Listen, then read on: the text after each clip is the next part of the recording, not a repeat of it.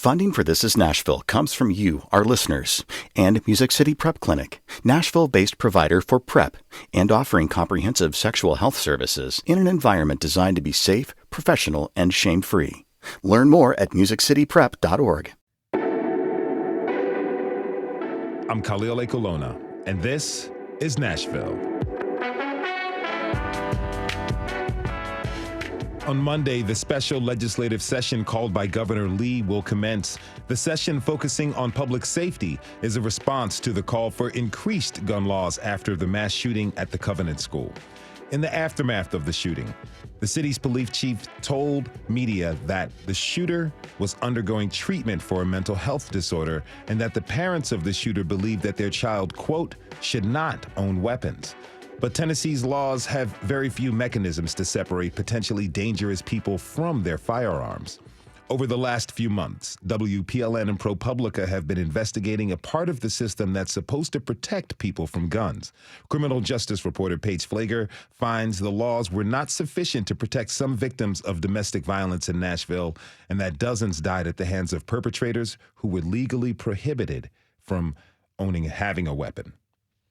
Michaela Carter felt like she was being hunted. 911, what's the address of your emergency? She and her mother called the police and pulled into the parking lot of the Bargain Hunt in Antioch. Her mom, Kimberly Jones Bowie, was on the line, explaining to the dispatcher that Carter's estranged husband was seen at a family member's apartment. He's outside walking around with a gun. He seemed to be looking for Carter. We have an order of protection against him, and I'm pretty sure he's looking for my daughter, and he just got out of jail like last week. Under Tennessee law, that order of protection meant he was barred from contacting her, coming near her, or having a gun. And if he violated that order, he should be arrested. He's been posting on Facebook, and he's not even supposed to contact my daughter, but he's been sending her crazy messages. When the police arrived, Carter showed them evidence that her husband was violating the order. But they told her it wasn't enough to pick him up. Looking back now, Carter's mom says officers did not understand the urgency. But they didn't take us seriously for some reason. I don't know if it's because we were black or what, but they didn't take us seriously. A police misconduct investigation found that officers did violate policy, but MMPD declined to comment because the family has since sued. If the officers had offered her shelter, she would have took it. If they had offered her any kind of shelter, she would have took it. Instead, they escorted them home to their sleepy suburban cul-de-sac, did a sweep of the yard, then left. Only 10 minutes later, records show that her husband busted down the door and shot Carter.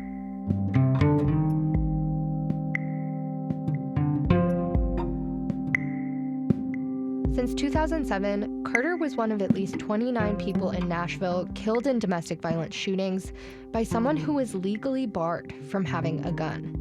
That's nearly 40% of these shootings, according to an analysis of court records by ProPublica and WPLN. Victims can exhaust legal options to protect themselves, yet there's no trustworthy mechanism to remove a gun from a dangerous person's hands before it's too late. In many of these situations, there is enough information that the person is dangerous. Jenny Charles is an assistant district attorney in Nashville with nearly 2 decades of experience on domestic violence cases. She says that information alone is not always enough cause to send law enforcement to go search for and remove someone's weapons. It's a matter of will. How many steps are we going to take? Are we going to go get a search warrant? And Tennessee's gun laws have made it more difficult for law enforcement and the courts to track illegal gun ownership. The state does not require a permit to carry and doesn't register guns. That makes it difficult to know how many weapons someone has. Tennessee allows private sales without background checks. That opens the door for dangerous people to get firearms. But unless and until the law gives us a mechanism to go in, number one, find out if they've purchased firearms, and then take those firearms, there's nothing we can do. She says that change needs to come from the legislature, which is taking up guns in a specially called session. But it's looking unlikely that this type of reform will even be discussed. And this fall, the U.S. Supreme Court will take up whether it's constitutional to bar abusers from having guns in the first place. In Carter's case, her estranged husband, James Leggett, was barred for multiple reasons. He had prior felony convictions, and she took out an order of protection against him. It stemmed from an incident one night months before her death. And she comes around the corner, and she's like, she is beat up, like her face is really, really bad. Keandria Jones remembers her sister's head hung low, her long dreads covering her face. The only illumination was from a nearby streetlight. Half of Carter's face was swollen beyond recognition. So that image is an image that sticks in my head. Leggett had hit her in the face multiple times with a glass bottle of Jack Daniels, according to court records. I just ran up to her and I gave her a hug and I'm like, come on, you're coming with me. And I told her, you don't have to be scared. She said, I'm like, you don't have to be scared. I'm not gonna ever let him hurt you again. Carter's family learned about the extent of the abuse for the first time in the early morning hours as she sat in a hospital bed and recounted everything to a police officer. Drug abuse, beatings. Eventually, it got so bad that she tried to kill herself with an overdose. She told her mom she didn't want to die by Leggett's hand, but felt like the only way out of this relationship would be if one of them was dead. She looked at it like, if I stay, I'm gonna die. And if I leave, I'm taking a chance. And she took that chance because she couldn't be with him no more.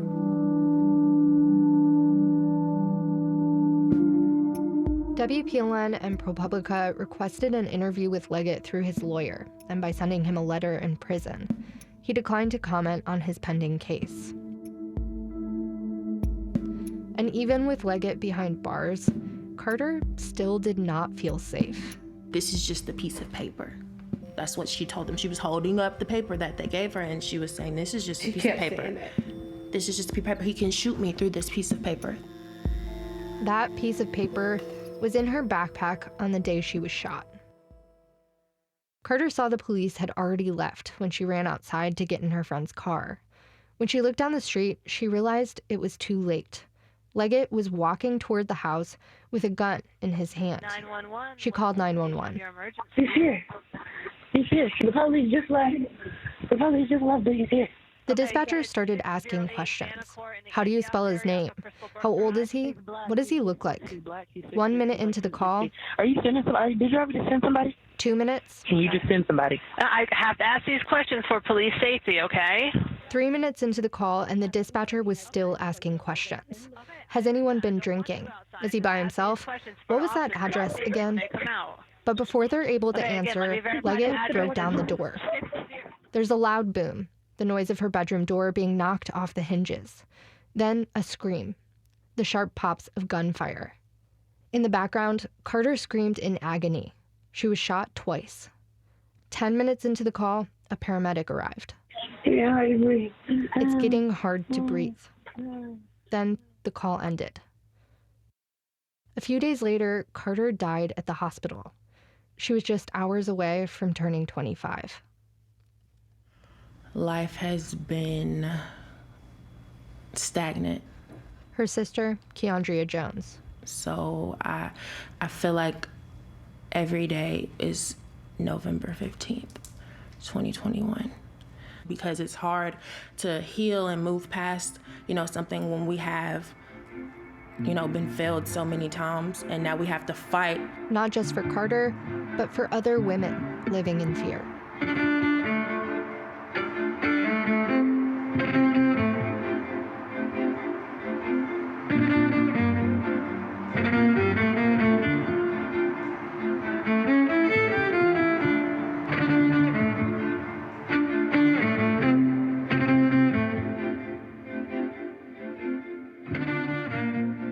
That story comes from WPLN criminal justice reporter Paige Pfleger, who is partnering this year with the nonprofit investigative journalism outlet ProPublica to examine gun dispossession in Tennessee.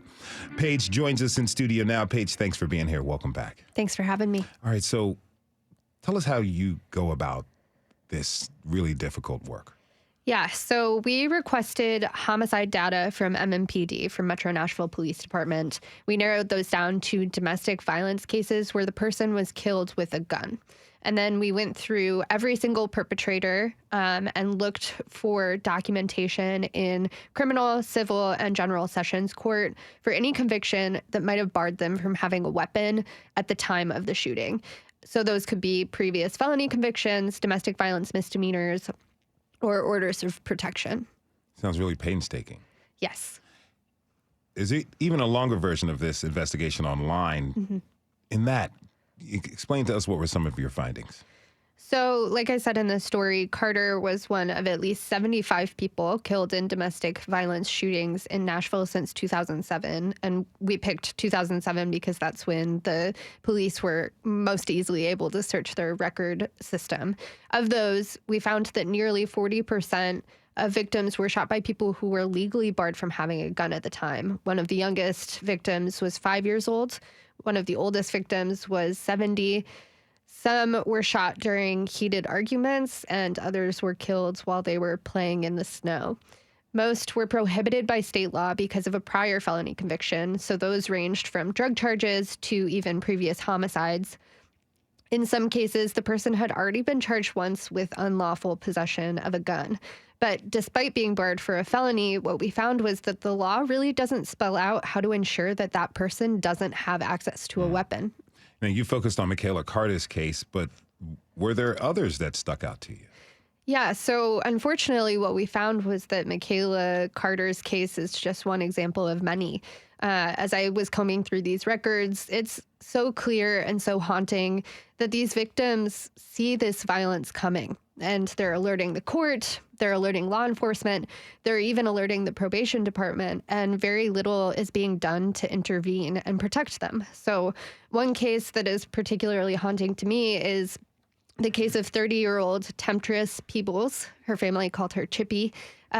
She asked for an order of protection on October 10th, 2019. By October 17th, just 7 days later, she was dead. And according to court records, the order that she sought out right before her death was actually the third that she had tried to get against her ex-boyfriend, Brandon Horton, in the year leading up to her death. So in January, she told the court that he threatened to kill her rather than see her date somebody else. 6 months later, she reported that he burst through her back door with a gun and pointed it at her. And then her final petition right before her death includes this statement that's just incredibly prescient. And she says, Brandon has threatened to kill me before. He once said to me, since you put out all these warrants on me, before they catch me, I'm going to kill you. I'm terrified that he's going to kill me. And 1 week later, he did in front of her 8-year-old daughter, according to police, with a gun that he wasn't supposed to have. So like in many cases, and James Leggett and Michaela Carter, Brandon Horton was barred for multiple different reasons, yet he was still able to have access to a gun and commit this homicide. WPLN and ProPublica contacted Horton through his lawyer and by writing a letter to him in prison, but his lawyer said he declined to comment. He was charged with first-degree murder for the case, and he's not yet entered a plea, and his trial is forthcoming. You mentioned in the story that past laws have made it harder to track gun possession. And as we're looking to the Capitol for possible gun safety measures, it could be helpful to look back. What has the Tennessee legislature historically done on guns? Yeah, so what we've seen in the past is that conservative lawmakers have largely loosened restrictions on guns instead of tightening them. So some examples, Tennessee, like more than half of the U.S., allows private sales without background checks, which opens the door for people prohibited from buying firearms to purchase them anyways. The state also doesn't require a permit to carry as of 2021 and is one of only 8 states that actually prohibit the creation of a gun registration or a gun registry entirely. So law enforcement doesn't have a sense of how many guns or whether or not someone has guns in the first place. And as a result, with these crimes that I was examining, it's even after the crime is committed, it's really rare to have a full understanding of where exactly that weapon came from. As your story points out, the entire system of gun dispossession has a connection to the upcoming special session, but it has become complicated. Clarify the relations for us. Yes. So Governor Bill Lee's original proposal was to essentially expand the system that I've been examining from domestic violence victims to other types of relationships. And his proposal actually still had this dangerous third-party dispossession option in it, where someone is ordered to give up their guns and they can give them to a friend or a relative. So we're one of only a dozen states that has this option for gun dispossession. And Tennessee actually doesn't even have a space on the form that you have to turn in to identify who that party is. So it's impossible for the courts to ensure that that person isn't prohibited or to hold that person accountable if they give the gun back to the person it was taken from. But the governor was unable to get a Republican sponsor for that proposal. Now, your reporting is far from finished, and you're still teamed up with researchers and data journalists at ProPublica. Tell us what you still hope to learn. Yeah, so we're hoping to expand essentially this investigation that we did here in Nashville to the entire state to have a better idea of how often domestic violence gun homicides in Tennessee are committed with a weapon that the person was barred from having. We're going to try and get that more comprehensive idea. It might seem like a wild amount of work to come up with that statistic, but there's no agency that is tracking this problem. You know, not the ATF, not the FBI, not the TBI. So it's difficult to fix a problem if you don't know the size or the scope of it. Well, even though agencies aren't tracking this problem, what can listeners be doing to, take part in this reporting to help your understanding of these dynamics and systems? Yeah, so we're definitely looking to talk to more families like Michaela Carter's family. So if you or somebody you know has been impacted by this issue, we want to hear from you. You can contact me at paige@WPLN.org, or we have a form at the bottom of the story on ProPublica.org. Paige Pfleger is the criminal justice reporter for WPLN. You can find the link to her story along with ProPublica on this episode's web post at WPLN.org. Paige, thank you so much for this. Thanks for your hard work and reporting. Thanks. We have to take a short break. When we come back, we'll get a preview of what to expect at the State House during next week's special legislative session. What do you want the General Assembly to accomplish during the special session? Let us know by tweeting us at This Is Nashville. We'll be right back.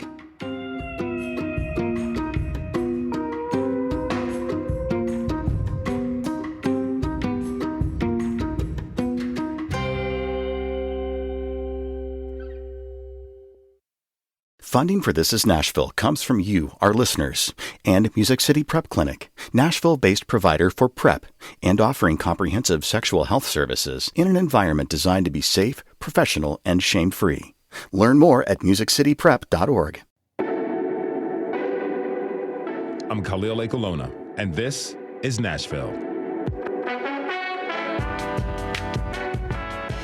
On Monday, August 21st, members of the General Assembly will convene to address public safety. The session was catalyzed by the mass shooting at the Covenant School in March. Governor Lee issued an official proclamation that sets the parameters for what the state legislators can propose. Addressing mental health and human trafficking are a part of the governor's directives, but nothing directly related to guns. So what can we expect during next week's session? Blaise Gainey is WPLN state political reporter, and he joins us now.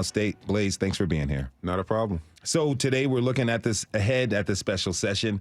But Blaise, tell us, practically speaking, what makes this such a special occurrence? Well, just to define what a special session is really quickly, the main thing is that it's hyper-focused on a specific issue, which the governor laid out in that proclamation. In the past, there's been one on COVID, education, and this time it happens to be on public safety. And it takes the governor of the state to call one, which in this case, like I said, he called one just earlier this month, but we've really known all summer long that this was coming. Okay, so how would you compare this to a normal session? Much shorter. Most sessions are, weeks, months. This should be over in a week. The days are usually a lot longer. In my mind, I'm sort of preparing for like what would normally be the last week of session, wrapped up all into one, only on one specific issue.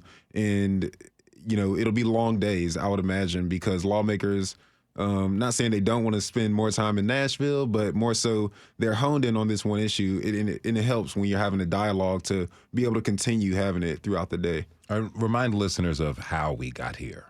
Well, back on March 27th, a person opened fire and killed 3 students and 3 staff members at Covenant School here in Nashville. That sparked outrage by parents and residents in the state who began to call on lawmakers who were in session at the time to shift their focus towards gun safety issues, some going as far as to call for an assault weapons ban. Obviously, that didn't happen. The governor, however, did propose an extreme risk protection order. That also didn't pass. And as soon as session adjourned last April, the governor put out a tweet and message and everything saying, hey, lawmakers, don't get too comfortable back home. I want you back here before the next general session starts to address these issues. All right, so a lot of eyes are going to be on the General Assembly. What sort of attention and scene are you expecting at the Capitol? You know, really, if you would have asked me that question like 3 days ago, I would have probably said it'll be busy, but I don't expect it to be anything like it was when, you know, we had some of those massive protests. But I'm seeing a lot more about special session. I've seen some prayers organized and rallies organized, and I'm actually sort of wondering exactly how big it'll be. I'm expecting there will be hundreds of people out at the Capitol, similar to what we saw near the end of last session. What would you say is at stake for Tennesseans? For Tennesseans, I think what's at stake is obviously the safety of your kids while they're in schools. That's what a lot of people are worried about. And for those who are sort of worried more about what's going on with their guns, I think they kind of already got that answer. It's not much. This special session is not going to really require them to get rid of any guns or change how they keep their guns. There's no bills that really would penalize them for not keeping their guns out of, gun locks or gun safes. So for that group, that portion of people who fall in line with that, I think they sort of can relax. And for those who wanted to see, maybe issues addressed on that front, they probably aren't going to be too happy. Well, what's at stake for the governor and lawmakers? You know, for the governor, I think he, in some places, is going to get a lot of credit for still calling this special session. A lot of Republicans and a lot of groups that are on the right were calling for him to just not even have this at all. They thought it was pointless. They thought it was nothing that could be done in a condensed time that would really allow for real change. So I think he sort of maybe gets a little credit, but it still depends on what actually gets done. I think he's sat the lawmakers here in Nashville to do the work, and if they do it, I think then it'll shift towards the lawmakers, and people will be saying, why didn't you all finish the job? Well, tell us about the guardrails for this special session. We heard Paige's reporting on guns earlier, but what topics are allowed in next week? Yeah, so things like mental health are allowed. So there's some reporting requirements for different mental health care practitioners and law enforcement, as well as I think background checks will be another thing that we'll see come up. Right now it takes a long time for background checks to actually get reported up on through the system. So they want that to be done within, 2 to 3 days. There's also some gun safe bills. So get safe storage, which means like some tax-free incentives essentially for if you're buying a gun safe, you won't have to pay taxes on it, and some other things that would allow people to get gun locks for free from the state. All right, now, as we were getting ready to go on air, a whole slew of new bills were introduced, including proposals around extreme risk protection orders and gun dispossession. What stands out to you with these new bills? I think what stands out is I wasn't sure a lot of these were necessarily in the call for special session. When I mentioned earlier that proclamation the governor put out, it really didn't allow for direct change around guns.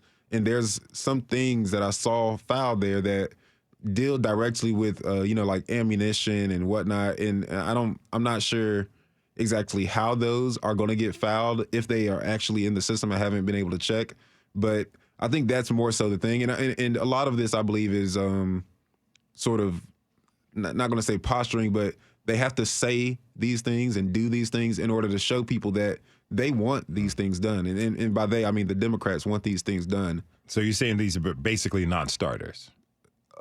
I mean, yes, for sure. I mean, red flag law was in that, or ERPO, as we've been calling it. I've already heard that is a non-starter. It will not happen this session. All right, so what are you expecting as we get into the week? I'm expecting a lot of protests, a lot of people to be outraged at the Capitol, that exactly what I just said. ERPO is not even part of the discussion. A lot of people will be upset that we're talking about blended sentences for juveniles when this crime, at least the Covenant School shooting, was not committed by a juvenile.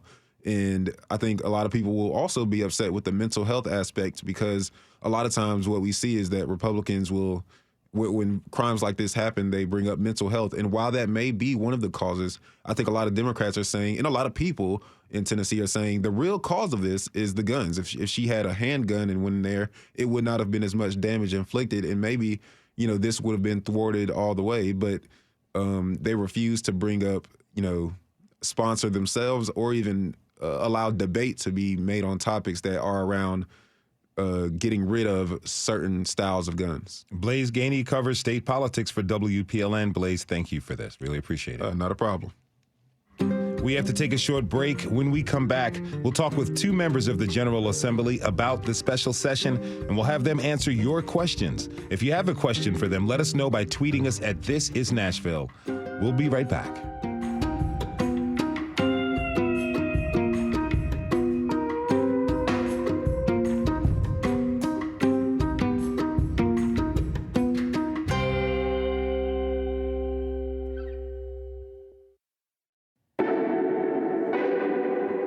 I'm Khalil Ekolona, and this is Nashville.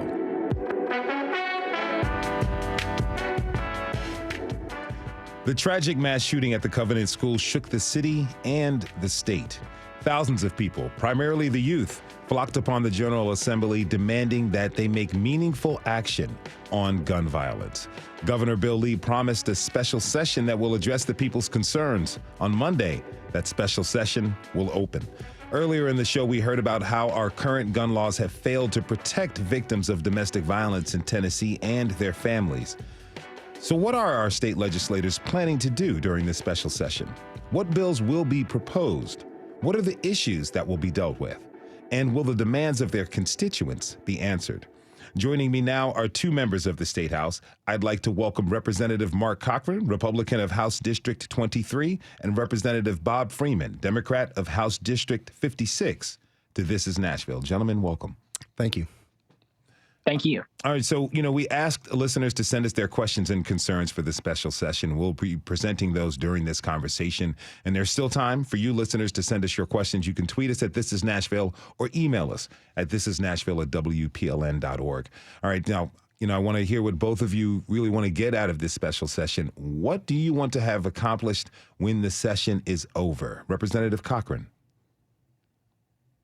Yeah, thank you, Khalil, and again, appreciate you having me on the program today. I think, when lawmakers went home during the summer and spoke to constituents, I think the message that we heard was that, look, we want to separate dangerous people from society. We want to make sure that dangerous people aren't harming Tennesseans. We also want to ensure that constitutional liberties for law-abiding citizens are protected. That was the overwhelming message that I received from the people that I represent. And so I think that you will see measures passed next week that reflect that. Measures that strengthen our criminal code, that strengthen enforcement on people who break the law, again, while protecting those constitutional liberties for law-abiding citizens. Representative Freeman, what do you want to see happen at the end of next week? Thank you. Representative Cochran, thanks for those comments. And, I guess I'm hearing something totally different. I'm hearing from my constituents and the thousands of people that were at the Capitol that they want meaningful gun safety legislation now. They wanted us to do it before we left the session. Since April 21st, when we left, there's been 470 shootings in Tennessee. 24 children have been killed. There have been 262 suicides. We have tried the expansion of guns. We've tried giving everybody a gun. We've tried expanding where you can carry guns. We have done everything we can to remove any reasonable gun safety laws, and this is what we've ended up with. The way we're going isn't working, and I think the first step is we need some courage out of some of my colleagues to educate their constituents on exactly what we're talking about. An ERPO law, I don't believe is unconstitutional. I think that if someone is in crisis, that they should be able to, in a temporary setting, have their firearms removed from them. It would decrease the number of suicides. It would decrease the number of mass shootings. And we just heard a piece before this. People know there are signs and signals before. We've got to, unhandcuff our police and allow them to act. What I'm curious about is if this special session was called by Governor Lee due to the tragic shooting at the Covenant School, why isn't reducing gun violence and gun safety measures, why isn't that a part of this special session? Representative Freeman. I mean, again, it's courage. You have a meaningful percent of our elected officials that know that if they step out and start talking about gun safety, they start talking about, restricting access to firearms, restricting access of who can carry them, they won't get reelected.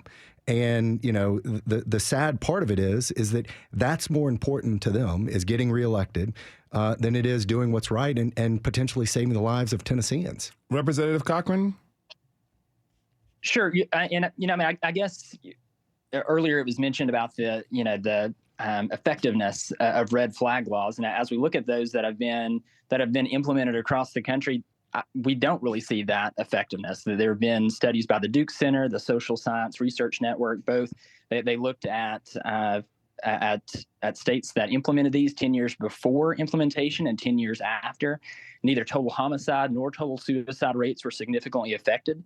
Again, the Social Science Research Network did a similar study showing that red flag laws had no significant effect on murder, suicide, or the number of people killed in mass shootings, robbery, aggravated assault. So to act as if that is the solution, I don't believe that it is. Again, I believe enforcing the law, making sure that criminals face very stiff penalties for the crimes they commit. That's very big. The shooting at Covenant was tragic, and certainly we want to make sure that our students are safe, and that our children are safe. But it's not just about the students while they're at school. It's while they're walking home from school, going to work, whatever. Again, we want to make sure that criminals are held responsible. Okay. All right. I do want us to get to a question from the listeners. We have a question here from Nashville 11th grader Isabella Alvarez. Let's listen. My question regards the protection of assault rifles by Republicans mentioning the Second Amendment regardless of the data that shows it's created a public health crisis. At what point do they draw the line, such as owning other military weapons like tanks, nukes, and missiles? If we allow those military-grade weapons protected under an unchangeable amendment, why is it that the 14th Amendment can be infringed upon and ultimately ignored in rulings of trigger laws in Tennessee? Representative Cochran, what's your response to Isabella's question? Sure, and I certainly appreciate the question. I think we oftentimes we repeat this information about an AR-15 and I think that we put the perception out that an AR-15 is an automatic rifle. It is not. It operates the same as a hunting rifle, and so it's not this fully automatic. I think that we call it a sometimes it's referred to as a weapon of war. So I think that's important to clarify that's not a fully automatic weapon. But that the people of Tennessee, that the Second Amendment is extremely important to those people. And they vote overwhelmingly to ensure that their constitutional right to carry a firearm is protected.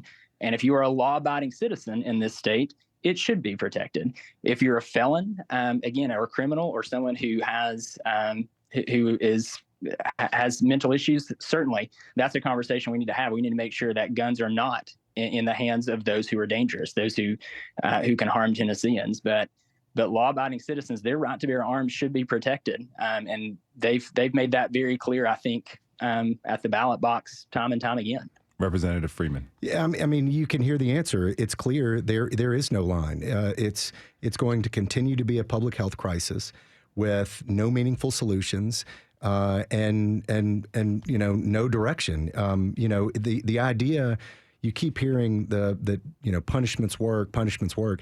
If that was really believed, why can we not punish people for not storing their firearms effectively? It's specifically in the governor's call.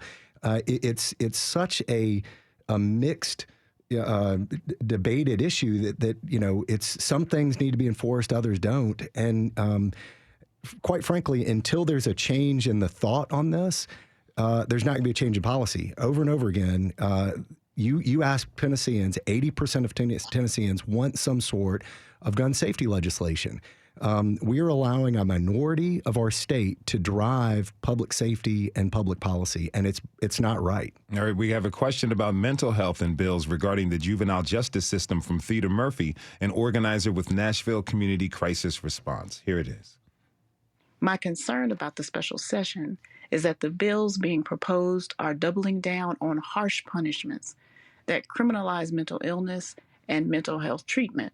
And I'm really concerned about how the proposed juvenile justice bills will punish children who need care and safety, kids who never had a chance. Now, any opportunity for them to get a second chance is being taken away.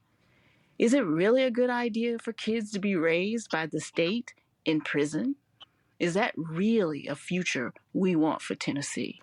Now, Representative Freeman, to Theda's questions, what bills have been proposed in the special session that address mental health care? Well, I'm going to address the criminalization piece first, if you don't mind. There have been multiple bills that are allowing for juveniles to be treated and charged as adults. We're talking about blended sentencing. We're talking about transfer. And the reason that we have a juvenile justice system is because juveniles don't have the mental capacity in many cases to understand the consequences of their actions. And for us to just charge them as adults and throw them into an adult prison, I can't accept that that's the solution. The second question on the mental health, we've talked about expanding resources, dollars for mental health care. We've talked about changing some of the policies of who can be in what facilities and how many people can be in a facility, and hope to expand access. And then we've talked about coming up with some sort of an incentive program, as we did for teachers many years ago, to encourage Tennesseans to get their psychology and psychiatry degrees and then stay and serve here in Tennessee. And all of those things are great, but if we're talking about dealing with suicide, I think this is going to help. But the large majority of people committing these mass murders have no history of mental health issues. They have no psychoses. They are unknown, and I'm not sure how that's going to help it. The real issue, again, is unfettered access to guns anywhere, anytime. We make it too easy, and we've got to address that before we can address anything else, or we're never going to solve the problem. Representative Cochran, what's your stance?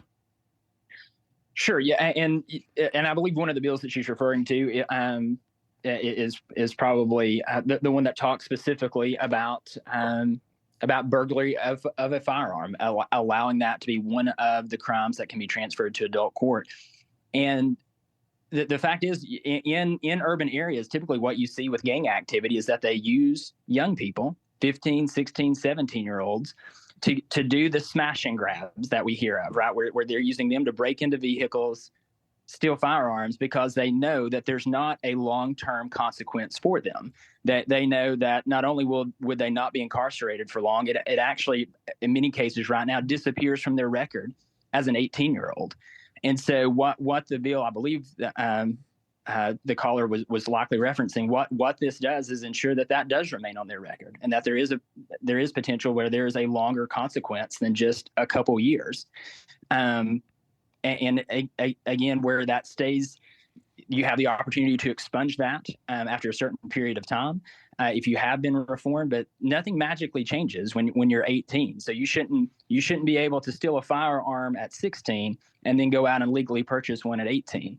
And so yeah, I think we want to stem that and show that there are consequences, and young people need to learn at a young age that there are consequences to breaking the law. And so I think that's why that proposed bill is a strong one. Okay. Urban area, rural area, a kid stealing a gun is a kid stealing a gun. I think people want to understand how that helps to reduce gun violence and increase public safety. But if you're just tuning in, this is Nashville, and I'm your host, Khalil Ekulona. We're talking this hour about next week's special legislative session with State Representatives Mark Cochran, a Republican from Inglewood, and Bob Freeman, a Democrat from Nashville. You can send us your questions for the representatives. You can do that by tweeting us at This Is Nashville. Now, here's a message we received from Jason Sparks, who is a former guest of the show. Over the last 13 years, we've seen a steady erosion of common sense gun laws in Tennessee. The number one cause of death for children in Tennessee has become firearm deaths in that time, and we're 36% ahead of the national average. In 2020, the permitless carry bill was passed against the will of all major law enforcement organizations in the state and the majority of the citizens, including gun owners. In 2013, the Guns and Trunks Law was passed. We now have 4 of the top 15 cities in the country in weapons being stolen from cars. And we lead the nation in road rage murders.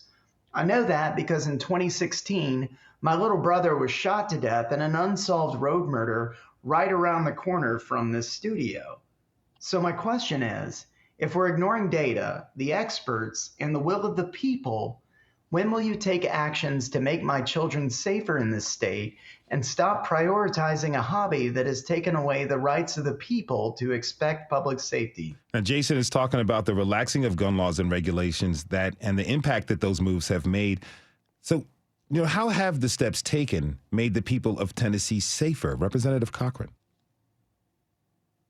Yeah, and so I think specifically, we've talked a lot about the safety of our children, and what has Tennessee done? I think that question was asked earlier, which $750 million that we've invested since 2018 to harden security at schools, to ensure that schools have armed school resource officers, which, by the way, multiple. We've talked a lot about polling data. 84% of Tennessee voters, 80% in a Vanderbilt poll in April said that was the main thing, that they felt that was the main priority, to ensure that their students were safe. 77% in a recent coefficient poll echoed that. And so I believe, not only are we listening to the people of Tennessee, we are implementing the measures that they believe work. And again, doing that while also protecting a Second Amendment liberty. Gun ownership, with all due respect, is far more than a hobby. It is a constitutionally protected liberty for a reason. And it is because the founders knew that was an essential liberty for individual citizens to have, to be a check on government power. And that's while that may be unpopular in some circles, that is very clear and defined history. And so it is far more than a hobby. It is a critical right in this nation. But we are committed to holding criminals responsible. But we swear an oath to uphold the Constitution, and the Second Amendment is pretty clearly defined in the Constitution. I think there's a debate as to what the actual Second Amendment means, but I'm going to give Representative Freeman your response. Yeah, and that I remember that shooting, and I'm sorry that you're having to again deal with more of an erosion on gun safety. I mean, since 2011. We've seen an increase in overall firearm fatalities for children increase 180%. We've seen homicides increase 120%. The idea that this is this is working is laughable. It's clearly not working. More people are dying. More people are getting shot. More guns are being stolen and used in crimes. And you know, to the point he made about we're increasing the SRO officers. He himself said a second ago, it's not just about at schools. It's about walking to school. It's about at the mall. It's about at the grocery store. And are we going to start requiring armed guards everywhere we go? Is that the direction that we want to go? And the Second Amendment, the first part of it is a well-regulated militia. The intent, if you read contemporaneous writings, the intent of it was they didn't want to have a standing army. It wasn't so that they could stand up against the army. It's laughable to think that we could, defend ourselves against the U.S. military with, our handguns. It's a dead argument. All right, we only have a couple minutes left, and I do have two more questions that I desperately want to get to from people. This first one is from Chloe Spangler. She's a senior at McGavick High. She sent us this question about school safety.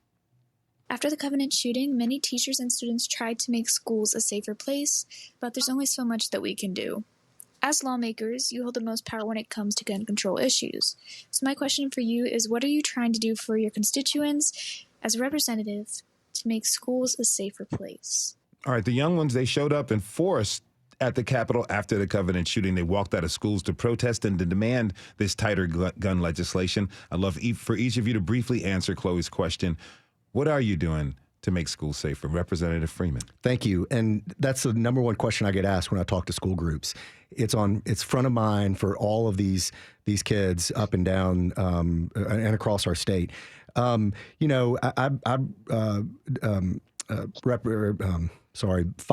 an extreme risk protection order bill. I'd like to revoke the permitless carry. I'd like us to see some sort of restriction on assault weapons. And make sure that our guns are safer. Kids are more likely to shoot a friend from a gun that they steal from their home than somebody is likely to shoot an intruder with that gun. And so we need to make sure that people are locking them up. And clearly, my colleague on the other side of the aisle understands that harsher penalties matter. We need to allow for harsher penalties on it. Representative Cochran, briefly. Sure, and I would refer back to, I know we talked about this earlier, but the direct question was, what are we doing to keep our schools safer? Again, $750 million since 2018. And then in this last fiscal year alone, allocated $223 million, and that was directly to pay for armed school resource officers. And time again, we see that those who plan an act of mass violence go for soft targets where they know that they are not going to meet immediate armed resistance. And so we made sure that every school in Tennessee would not be a soft target. All right. Now, we have another question on gun legislation from a 10-year-old who lost two friends in the Covenant shooting. Let's listen. Hi, my name is Lola Buckley. I live in Nashville, and my question is, why are people allowed to carry guns when they don't even have a license? Representatives, when you hear that child's voice, her question is simple, but it gets to something very, very crucial. Tennessee enacted permitless carry 2 years ago. So why allow people to carry weapons without a permit when you can't even drive a car or go fishing without a license? Representative Cochran, you first, please.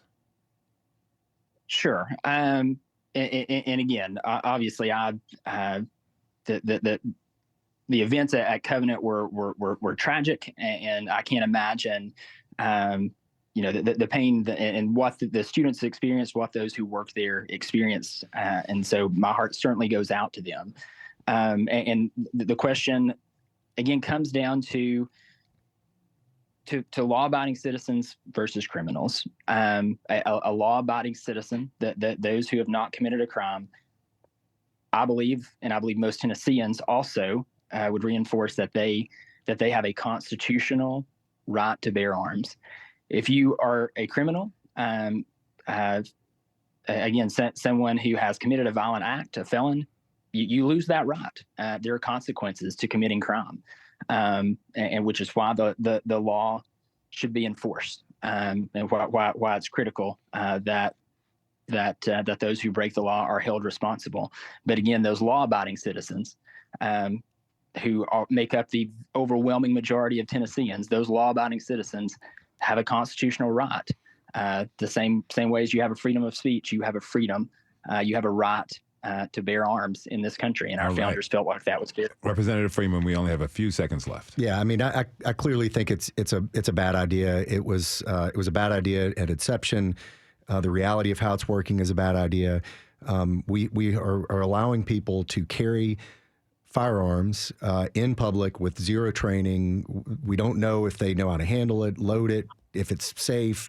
People are leaving them in bathrooms. I mean, it's adding to the public health crisis that we're seeing with firearms, and it's created a situation in which Tennesseans, children in Tennessee, the number one killer are firearms right now. I want to thank my guests, Representative Mark Cochran, Republican of House District 23, and Representative Bob Freeman, Democrat of House District 56, for coming on to the show and answering the people's questions. Gentlemen, again, thanks to you both. Thanks. And thanks to you for tuning in this hour. This is Nashville is a production of WPLN News and Nashville Public Radio. Today's episode was produced by Magnolia McKay. Our senior producer is Steve Harouche. Michaela Elias is our technical director. Elizabeth Burton handled today's live tweeting. The masterminds behind our theme music are Laurent and Namir Blade. You can listen back at thisisnashville.org or wherever you get your podcasts. And the conversation doesn't end here. Tweet us at This Is Nashville. Find us on Instagram and tell us what you want from our show by filling out our quick survey online. This is Nashville. I'm Khalil Ekolona. We'll see you on Monday, everybody, and be good to each other.